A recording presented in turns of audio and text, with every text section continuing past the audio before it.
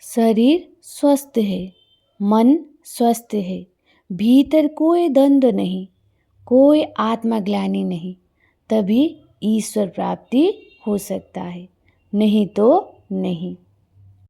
अशांति में, द्वंद्व में, कष्ट में, पीड़ा में ईश्वर प्राप्ति नहीं हो सकता।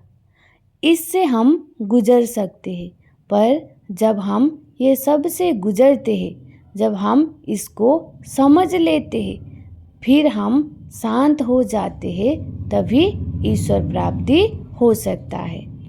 स्वस्थ शरीर और स्वस्थ मन से ही हम सत्य को जान सकते हैं, नहीं तो नहीं जान सकते। जब तक हमने खुद को छोटा या नीचा मान लिया, तब तक भी हम कुछ नहीं जान सकते। ध्यान जहाँ पर दर्द हो रहा है, जहाँ पर कष्ट हो रहा है, वहीं पर लगता है, तो कैसे ईश्वर प्राप्ति हो सकता है कष्ट में?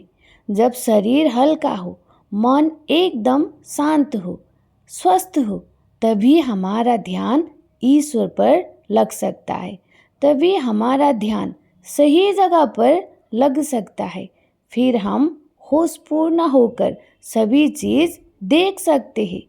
जब हम में ईमानदारी हो, सच्चाई को देखने की साहस हो, उसको स्वीकार करने की साहस हो, तब हम ईश्वर को अपने भीतर ही प्राप्त कर लेंगे।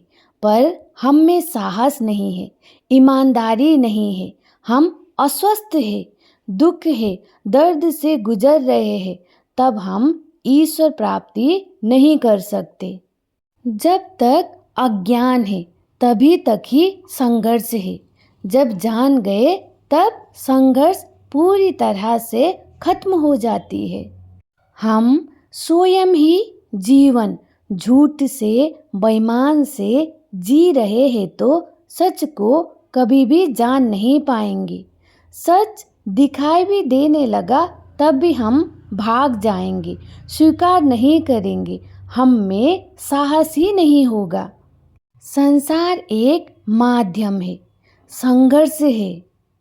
यहाँ हमें कष्ट होता है, कष्ट हमें भोगना ही पड़ता है, पर ये कष्ट भोगने के पीछे हमारा एक मान्यता है। इसी के कारण ही हम कष्ट भोगते हैं। जिसको हम सच मानते हैं, वे सच नहीं होता है। हमें जो सही लगता है, हम वो करने की कोशिश करते हैं, वो पाने की कोशिश करते हैं, और जब वो नहीं होता है, तब हमें कष्ट होता है। जिसे हम अपना मानते हैं, जिसे हम सच्चा मानते हैं, और वो भी वैसे नहीं होते हैं, फिर हमें कष्ट होता है। जो हम कर्तव्य सोचकर बहुत चीज़ कर रहे होते हैं, धर्म सोचकर बहुत चीज़ कर रहे होते हैं, वे भी सत्य नहीं होता है। हम मानने के आधार पर कर रहे होते हैं, इसीलिए हमें कष्ट हो रहा होता है। अज्ञान के कारण ही कष्ट होता है। जब हम जान जाते हैं, फिर संघर्ष खत्म हो जाता है। जब हम बोध से चलते हैं, बोध से जीते हैं, तो जीवन एक खेल बन जाता है, जीवन एक नाटक बन जाता है। बस हम डरते हैं, देखना नहीं चाहते हैं, संसार में कुछ चीज़ें बचाना चाहते हैं, पर कुछ भी नहीं बचता, बस ये हमारा भ्रम है। सच को जानने के लिए संसार छोड़ना पड़ता है, चीज़ें त्यागना पड़ता है। ये कुछ भी सत्य नहीं है। संसार को ही त्याग देंगे, तब हम क्या जानेंगे? पहले तो हमको संसार को ही जानना है, पहले तो खुद को ही जानना है। जो हम पाना चाहते हैं, उसको पाकर ही जानना है।